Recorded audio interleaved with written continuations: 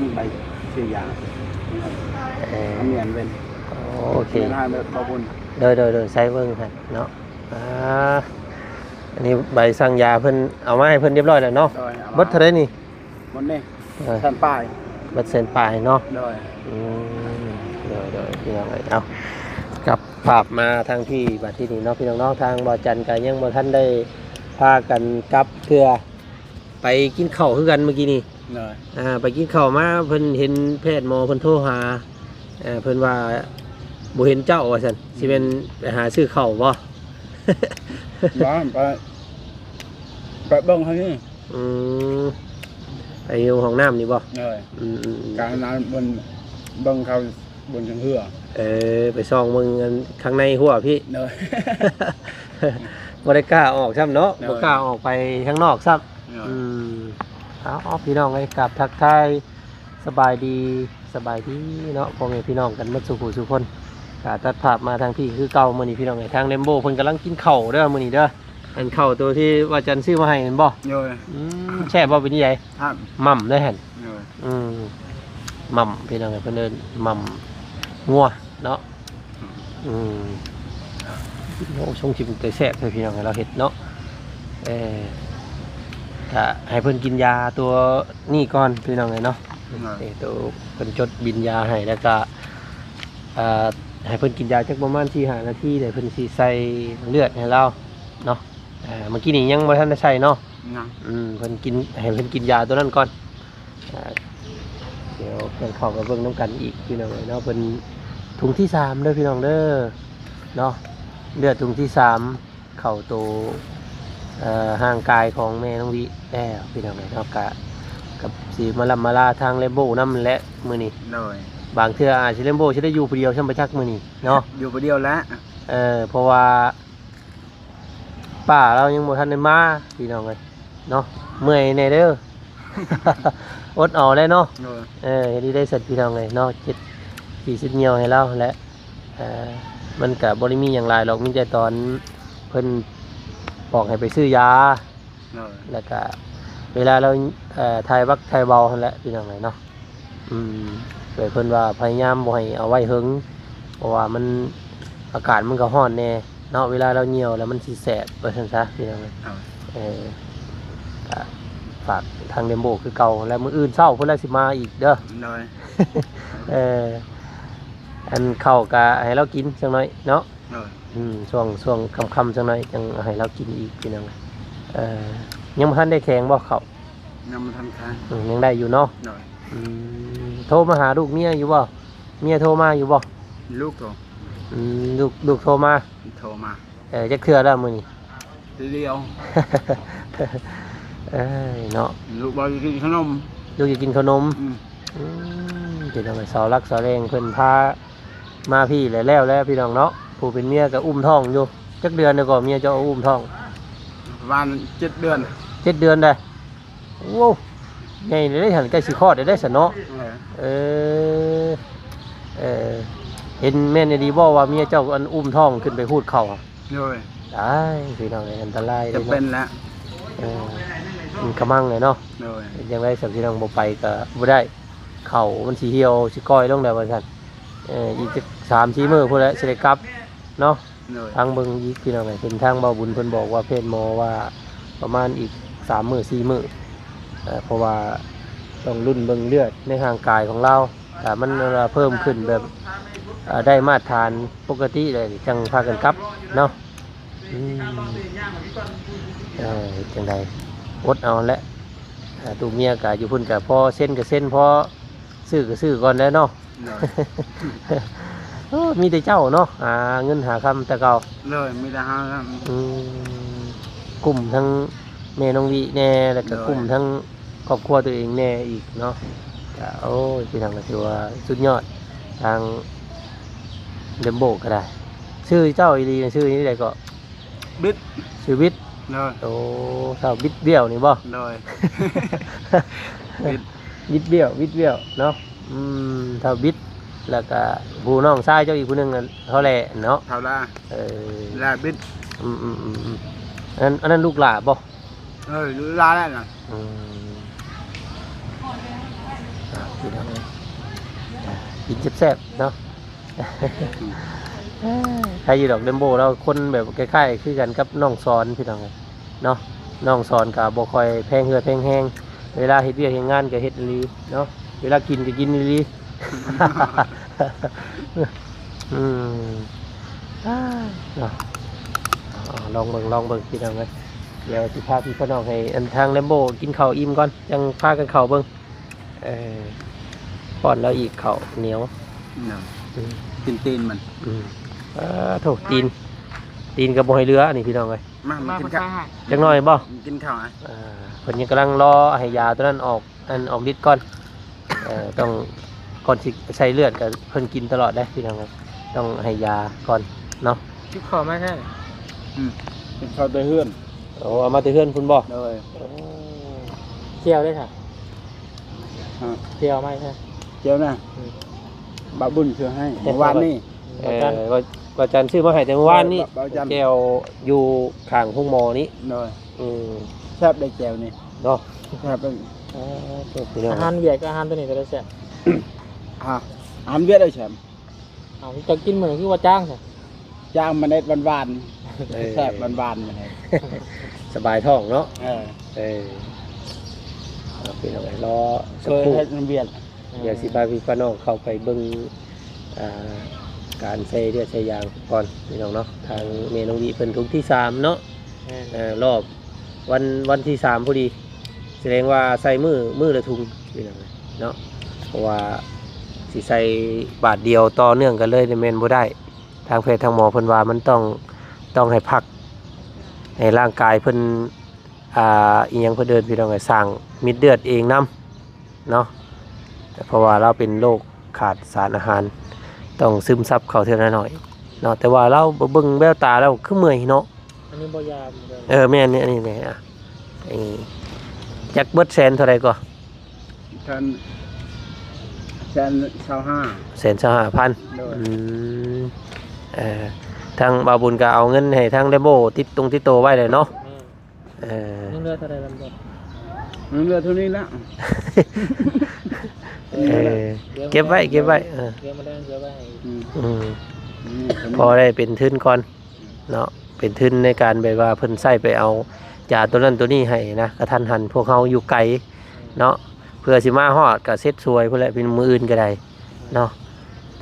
จากใดเกี่ยวข้าวเกี่ยวน้ำแน่ทั้งให้ทั้งหน้าก็ได้เนาะ เกี่ยวข้าวก่อนมื้ออื่นคือจังได๋ ช่วงเช้าช่วงพุ่นแหละช่วงใกล้เกือบ11 โมงพุ่นแหละเนาะ10 โมง11 โมงพุ่นแหละสิได้มาฮอดเพิ่นก็ไกลกันแน่ใส่เจ้าได้เด้อ โดย อดเอา ค่อยเกี่ยวข้าว เจอข้าวหน้า เกี่ยวข้าวอยู่ เคยเกี่ยวอยู่บ่เขา เคยอยู่ เกี่ยวข้าวก็เป็นยังเมื่อย เนาะ เคยข้าวเกี่ยวข้าวนี่หุดข้าวนี่เคยมั้ง เกี่ยวก็เคยบ่เกี่ยวมัดเป็นพรไว้นี่ เคย เบิ่งเพิ่นคือสิไวจังเนาะ แม่น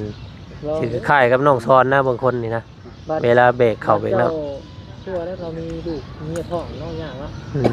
บ่ต้องสิได้บรรทุกเมื่อเกี่ยวซอยนะแต่ว่าสิจ้างเนาะ อยากไปแล้ววะมีงานจะไปแล้ว แต่ว่ามานี่ต้องนอนได้พี่น้อง ประมาณ 2-3 มื้อ 4 มื้อบ่ได้ถึง โอ้3 มื้อนั่นเป็นอาทิตย์ก็อยู่แล้ว เด้จ้ะ ยามได้ลูกเมียนั่นละอย่าง ยันแต่ลูกเมียหยัง นี่ก็หาซื้อข้าวซื้อน้ำให้เราไว้ซื้ออาหารให้เราไว้ เพราะว่าสักหน่อยนี่เข้าสุกหลายพี่น้องเนาะเกี่ยวบ่ทันพวกเฮาก็จำเป็นต้องได้จ้างจักผู้ใดสิมาแน่บาดนี่มีแต่เห็นแต่แก้วพุ่นแหละน้องน้ำน้องอันนั้นพุ่นแหละพี่น้องเอ้ยเนาะแต่บุญแล้วบุญแช่ น้องน้ำน้องแซ่น้อง แช่น้องเอ็มไม้ตาไปแล้วพี่น้องเลยเป็นมาจากมา แถวหมู่บ้านเสลวเนาะ ไอ้ที่เป็นแกโอ้เอาแน่ๆว่าจันเพราะว่าได้เคยบอกกับน้องแช่ไว้นะพี่น้องว่าวุ่นในรถในล่างโอ้ยเมื่อแต่พายมาคนละคนหูดเขาน้ำคนแล้วคนละมาจากคนเอาเกี่ยวเข่านะคนละ เกี่ยวข้าวกลางเกี่ยวข้าวงานพุ่นแหละเนาะช่วงกึบพุ่นแหละช่วงนี้ก็ยังบ่เข้าบุกนักปานใดเพราะว่าย่านฝนพี่น้องเอ้ยฝนพายุเนาะเพราะว่ามันวะไปวะมาอยู่ น้ำกินยังอยู่ที่ ยัง ซื้อเอาเงินนี่แล้วนี่ออกไปข้างนอกหันก็ได้มันมีอยู่ดอกเป็นแพ็ค อยากยังซื้อกินรอด อยากกินน้ำร้อนอยากกินหยังไงซื้อกินด้วย บ่ชื่อเว้ยชื่อแต่อาหารกินคือพอละมีแห้งแล้วชื่อแต่บ่ได้อึดแต่ละมื้อข้าวกินชื่อละอกมีแห้งละ บ่ต้องการดอกตัวนั้น เด้ เด้ อต้องการ ขอแค่เข้าวกินนะ เออ ผู้คนขอนะพี่น้องเนาะบ่ได้ขออย่างไรบ่มีข้าวมีน้ำให้ลูกให้เต้ากินก็พอแล้วเนาะเรื่องของแซ่บของนัวนะอันนั้นบ่จำเป็นดอกเพิ่นว่ากินกับพริกกับเกลือก็แล้วแต่หลักๆนี่คือข้าวเนาะผู้เป็นป้าก็แล่นเมื่อก็ย้อนข้าวนี่แหละอันนั้นก็ได้ข้าวลูกกินเบิด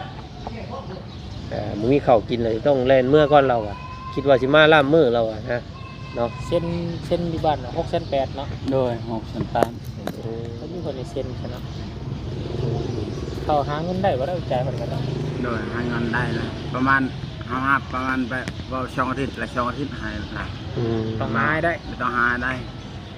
เห็นว่าประมาณว่า3อาทิตย์3อาทิตย์เอาชัดเจนให้หมู่แล้ว เดี๋ยวมื้อหน้าต้องติดง่ายเนาะ โดย ก็น่าว่านัด2 ที2 ทียังบ่ได้เลยมื้อห เป็ น้าน เดือนบุญโอ้ลาวก็อยากได้ เงินเพิ่นต้องตั้งการหมุนเนาะ โดย ซื้อต่ออีก เวลาเขาไปยืมเพื่อนน่ะก็เพิ่นยากเลยเนาะ โดย คำว่ามันบ่ตรงนะจะโอเคสักหน่อยหนึงจังพาพี่เขาน้องเข้าไปเบิ่งพี่น้องให้เพิ่นกินเห็ดกินยาให้ได้เวลาเพิ่นก่อนเนาะเดี๋ยวเข้าไปเบิ่งไปชมน้ำกันพี่น้องเลย เลิกของพัดน้ำตัวตาเลิกก็ได้จอดของพัดตะไม้ครับ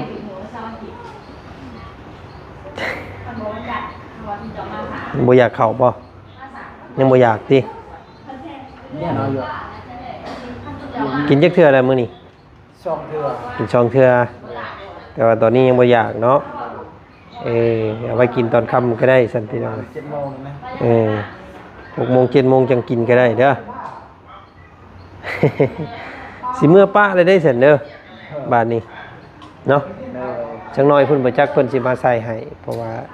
ให้เพิ่นกินเหือกินยาก่อนว่าซั่นอันนี้บ่ยานะ โดยนี่แหละ เอาไว้เทิงหัวพุ่น ยาประสาท แต่ว่ายังบ่ทันได้กินเนาะหรือว่าคำอีกสักหน่อยเพิ่นบ่จักเพิ่นสิใส่ให้ โดยเป็นกรรมแรก คำว่าคำหลายก็บ่จันสิกลับก่อนเท่านั้นแล้วเนาะ โดย สิได้กลับก่อนเท่านั้นแล้วสั่นพี่น้องร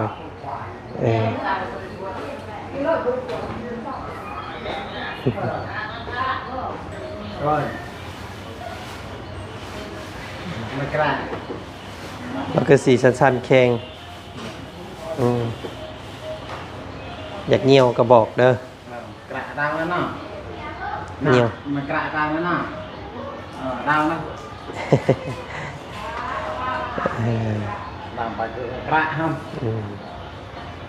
พี่น้องแข้งขาแล้วก็แวบลงแล้วเนาะที่ว่าเบ่งเข่งตึงดีไปตามลำรับพี่น้องเลยนะ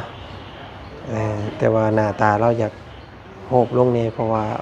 เพิ่นบ่ได้คอยใส่ยาพอปานใดเนาะมีแต่ใส่แต่เลือดเอา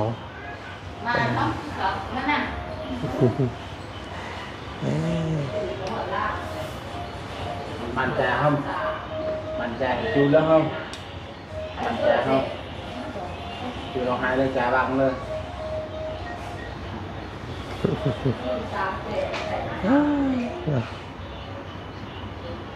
เห็นเพศเห็นหมอเพิ่นถืออันกระตุกเลือดมาแล้วพี่น้องเนาะก็เดี๋ยวให้ทางเพศหมอเพิ่นใส่เลือดให้ก่อน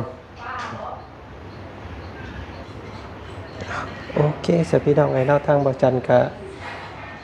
คือสิบ่ได้อยู่ถ้าจนเพิ่นใส่เลือดใส่ยางมีแต่ทางเจ้าเด้อเบิ่งนำเพิ่นเด้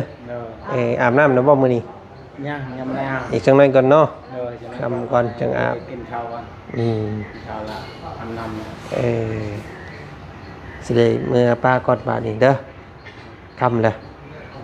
เนาะมื้ออื่นพ่อกันใหม่เด้อเนาะเนาะสบายดี สบายดี เนาะขอบใจหลายๆเด้อเดี๋ยวสิมาเยี่ยมใหม่อีกมื้ออื่นเด้อฉะนั้นกินข้าวเด้อกินหลายๆมันจังมีแฮงนอนกับเลมโบ2คนมื้อนี้เอ้ยบ่อยู่ซ้ำเอ้ยเรายังทันมามื้ออื่นพุ่นบ่จักเรามาเด้อ มื้ออื่นเอื้อยยังซื้อแล้วนี่ก็ เอ้ยปลางอง บ่ นั่นแม่สไลด์ แม่เอื้อยซื้อแล้วนะ ชื่อเราแม่สไลด์ เป็นสอนไล่ โดยสไลด์ อืมพุ่นแหละพังเบิ่งมื้ออื่นคำนั้นเราก็สิมาเปลี่ยนกันเนาะแลมโบก็บ่ได้ไปใส่เลยพี่น้องเอ้ย ยันปลาเราบูฮูดอก บ่ฮู้ทางมาดอก บูทางมานี่นะ บ่ฮู้แท้ๆมานี่แม่นลงกันโลดแท้ๆเนาะบ่จักทางไปทางออกแล้วแท้ป่างองนี่พี่น้องเอ้ยอันเอาอีหยังมาห้องให้เราอีกเนี่ยเอาผ้าก็ได้นี่มันจังกันนั่นปลงลงเอ้ยเนาะ เอานอนรับพันดีเด้อแมลงเด้อเมื่อคืนนี่พันบ่เมื่อคืนพันดีบ่พันเห็นยังเมื่อคืนนี่บอกเลขเนี่ย บางระ เลขพังน้ ฮะ ำเลขพังน้ำ อีหยังก็ เล่งดังอะไร เลขมาห้า เล็กมาห้าม เรียกมาหามโอ้ยอยากกินมะขามมาจักเนาะเลขมะขามมันบ่มี เลี้ยวขาว เด้อมันบ่มีแล้วเลขมะขามทั้งว่าแท้โอ้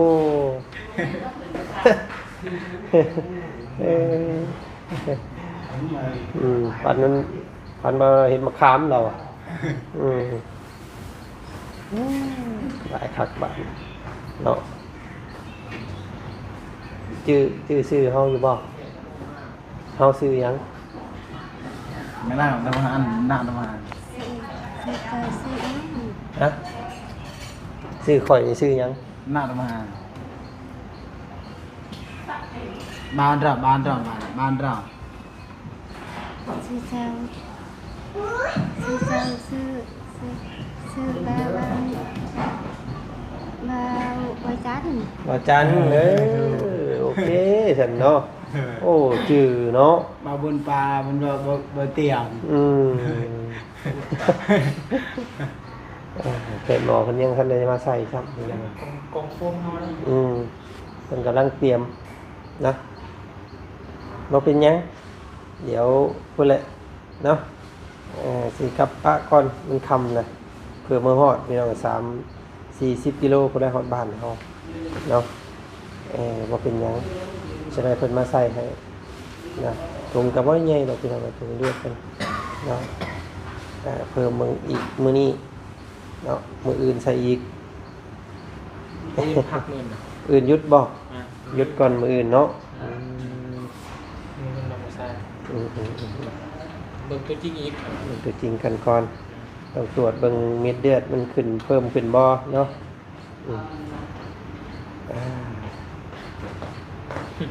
เลือดบ่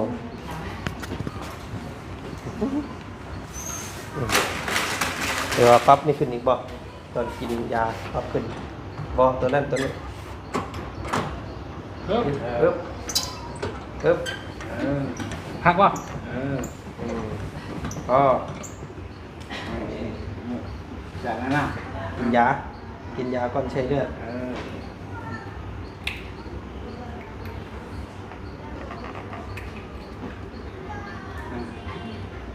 คอยเด้อให้เรากินเรื่อยๆเด้อน้ำเด้อบ่ต้องให้เราทำเนาะเพราะว่าการกินน้ำนี้มันสิเฮ็ดให้เลือดให้ยางเรา ยกแล้วก็ยา อ้างอยู่ เล่นเลย เดินเลย อีกก็น้ำอีก เดินเลยเดิน ดูเลยว่า บ่ได้เนาะปากอยู่ ฮ่า ใช้บ่เห็นแลลงเลยเนาะ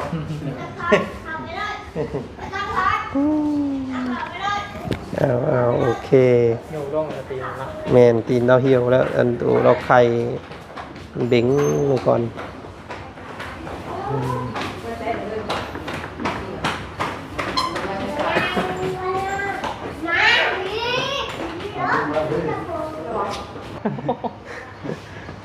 เรียนมาค้ เออ ำค้ เรียกบักหามเรา ำเข็มกัน โอเค ยันจะเข็บยัน เนาะ ทำกันนะจะเข็บจะขามแปลเอาแล้ว โอ้ ยามไม่ใช่แปลนะ บอกเด็กหรือเปล่าอ่ะ เล่นเดิมมา พันเยี่ยมเห็นยังเมื่อคืนนี่เราพันที่มะขามเรา เล่นเดิมมา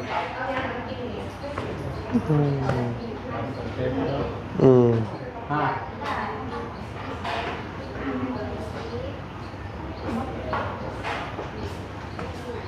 ขาดรอประกาศ เราจักแล้วเมื่อกี้นี่บ่จันเราจืออยู่เราก็ได้เนาะ มาวุ่นปลานั่นก็ยืน มาเรียก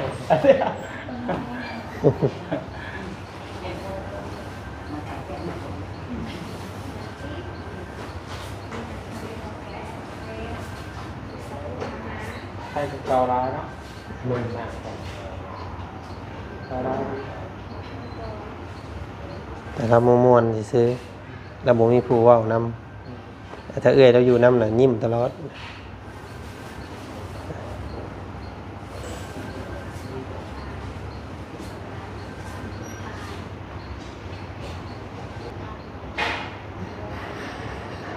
แพทย์หมอเพิ่นกำลังสิมาเจาะ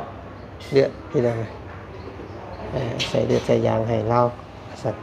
ทางเฮาก็สิได้ขอตัวล่ำลาพากันกลับบ้านก่อนบ้านนี้พี่น้องค่ำอยู่นี่เบิดมื้อเลยบ่ได้ไปไสเลยมื้อนี้เนาะก็ติดอาการของแม่น้องวิเพิ่นอยู่นี่เบิดมื้อเลยพี่น้องก็ลุ้นกันเนาะว่าสิได้อยู่อีกจักมื้อยอดค่าใช้จ่ายมื้อต่อมื้อก็กับบ่รวงบ่หลายถ้าบ่ได้ใส่เลือดเนาะมันอยากนักน้ำเลือดนี่แหละพี่น้องเอ้ย สปองทำมาตอนแรกดูกระเบียดเลยเด้อมีมาเหยียบใหม่เด้อนี่เนาะเด้อกระบุญเมื่อมันเด้อ เลิกอ่ะ บะบุญบะจันเมื่อมันเด้อ จูเขาเลย จูกันเด้อจูลงเด้อ จูลงไล่ครับ จูก่อน เลิกไป มื้ออื่นสิมาใหม่ ก็เริ่มไป น้องเจ้าอยู่นำเด้อ cứ ăn hâm เอื้อเจ้ากำลังมาเอื้อเจ้า cứ kẻ hâm พวกชายเรามาว่าจากไหนครับ ยังบ่ทันน้องมันมันสิเป็นมื้ออื่นเพราะว่ายังบ่ทันรถ ก่อนน้ำหนึ่งเมื่อปะเอาก่อนน้ ก็สิว่าเมื่อป้าบ่เว้านำเลย ำ เงียบน้องเงาแน่เนาะเอาได้ อดเอาให้แพทย์ให้หมอเพิ่นมาใส่เลือดให้อีกถุงที่3ได้ซะเฮาก็ขอตัวลำลาก่อน ตัวหาเด้อ นี่ยัง ตัวหาดอกก่อน เดี๋ยวสิโทรกำกับนำตลอดเด้อบ๊ายบาย ว่า mấy bà ta này ta này ยกได้บ่มือสิ ta này ai cho nó cho nó เฮ็ดได้บ่ cho nó dàn นี่